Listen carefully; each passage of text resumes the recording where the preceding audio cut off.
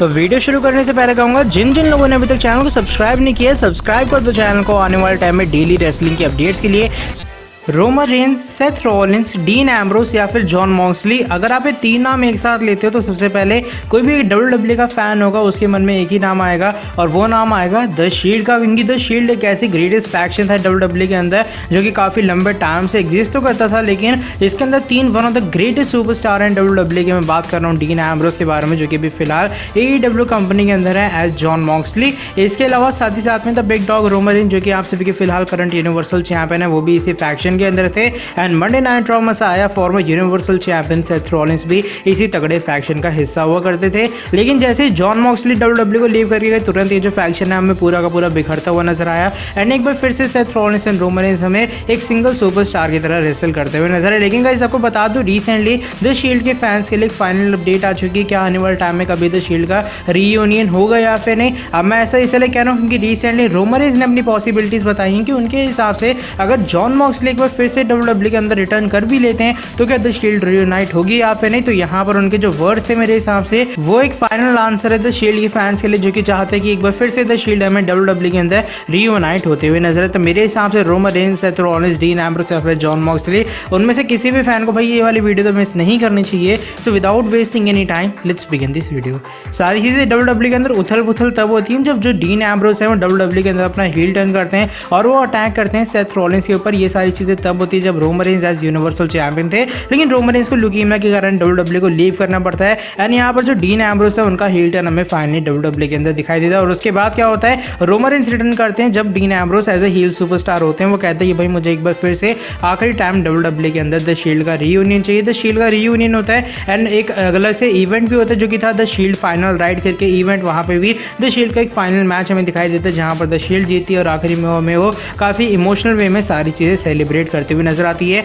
And उसके बाद यही वो फाइनल मोमेंट था या फिर कहूँ फाइनल रात थी जब हमें डीन एम्ब्रोस का WWE कॉन्ट्रैक्ट खत्म होते हुए नजर आता है। वो WWE को लीव करते हैं और वो सीधा चले जाते हैं कुछ ही महीनों बाद ऑल एलीट रेसलिंग प्रमोशन के अंदर, जहाँ पर उनकी जो बुकिंग है एकदम आग वाली होती है। कुछ ही महीनों बाद वो हमें AEW वर्ल्ड चैंपियन में बनते हुए नजर आते हैं जब हमें वो क्रिस जेरिको को इस AEW टाइटल के लिए हराते हुए नजर आते हैं। और यहाँ पर जो जॉन मॉक्सली के फैंस है वो खुश तो हैं कि भाई डीन एम्ब्रोस को अच्छी बुकिंग मिल रही है, लेकिन कहीं ना कहीं मैं ये कहना चाहूँगा कि डीन एम्ब्रोस नाम का एक अलग फैन बेस अभी भी एग्जिस्ट करता है। अगर डीन एम्ब्रोस फिर से वापस आ जाए जॉन मॉक्सली के रूप से तो मेरे हिसाब से उस रूप को काफ़ी सारे लोग पसंद करेंगे। लेकिन भाई मुद्दे से ना भटकते हुए मैं बात कर लूँ कि रिसेंटली रोमन रेंस ने क्या किया द शील्ड के रीयूनाइट को लेकर, क्या कभी भी आने वाले टाइम में द शील्ड हमें फिर से रीयूनाइट होती हुई नजर आएगी या फिर नहीं। तो आपको बता दूं जो ये रोमन रेंस का पूरा इंटरव्यू टाइप है जहाँ पर रोमन रेंस ये सारी चीज़ें रिवील करते हैं, वो एक जूम मीटिंग के थ्रू होता है। जहाँ पर ये जो जूम मीटिंग है वो मीनिया क्लब हमें करता हुआ नजर आता है, जो कि रेसलिंग INC जो कि एक रेसलिंग की वेबसाइट है उसका एक मेंबर है। और यहाँ पर जो रेसलिंग INC का वो मेंबर है मीनिया क्लब वाला, वो यहाँ पर रोमन रेंस से पूछता है कि भाई आपके हिसाब से कभी भी आने वाले टाइम में ऐसा कोई चांस बनता है कि द शील्ड एक बार फिर से हमें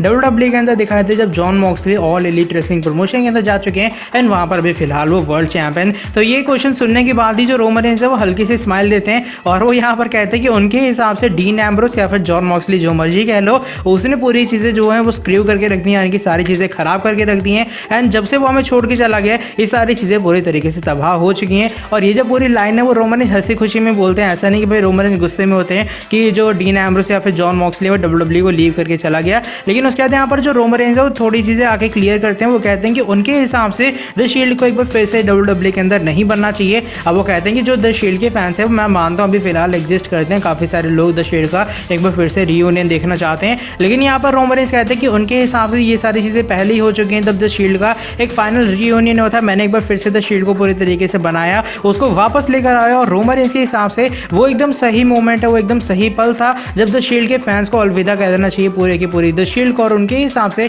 अब द शील्ड आने वाले टाइम में कभी भी रीयूनाइट नहीं हो सकती है। यहाँ पर रोमन रेंस ये भी बात रिवील करते हैं कि उनके हिसाब से जॉन मॉक्सली एक बार फिर से WWE कंपनी के अंदर आने वाले टाइम में जरूर से वापस आएंगे, लेकिन रोमन रेंस के हिसाब से द शील्ड का रीयूनियन एक बार फिर से होना WWE के अंदर, अब ये चीज रोमन रेंस के हिसाब से तो पूरे तरीके से इम्पॉसिबल है। क्योंकि उनके हिसाब से जो मूवमेंट क्रिएट हुआ था कुछ साल पहले, यानी कि कुछ महीने पहले जो मर्जी आप कह लो, जब आखिरी टाइम में हमें द शील्ड WWE के अंदर दिखाई दी थी, तो रोमन रेंस के हिसाब से वही परफेक्ट मोमेंट था, वही परफेक्ट जगह थी जहां पर द शील्ड के फैंस को द शील्ड को पूरी तरीके से अलविदा कह देना चाहिए। और रोमन रेंस कहते हैं कि अभी मेरे हिसाब से जिस पोजीशन पे हम तीनों सुपरस्टार्स हैं, चाहे मैं जॉन मॉक्सली की बात कर लूँ, चाहे मैं अपनी बात कर लूँ, चाहे मैं सेथ रॉलिंस की बात कर लूँ, तो हम तीनों एज ए इंडिविजुअल सुपरस्टार एकदम टॉप लेवल पे हैं। और अगर हम तीनों एक साथ रहेंगे तो तीनों की रुकावट कहीं ना कहीं आएंगे उनका कैरियर बड़ा करने में। और इसी के हिसाब से रोमन रेंस को कि तीनों सुपरस्टार्स को अलग अलग रहना चाहिए। लेकिन ये बात उन्होंने रिवील की कि उनके हिसाब से जॉन मॉक्सली जरूर से आने वाले टाइम में एक बार फिर से WWE कंपनी के अंदर आ सकते हैं। बाकी आपके ये थॉट्स हैं जब रोमन रेंस ने इस वाले इंटरव्यू के अंदर ये चीज़ रिवील की कि भाई उनके हिसाब से द शील्ड एक बार फिर से कभी भी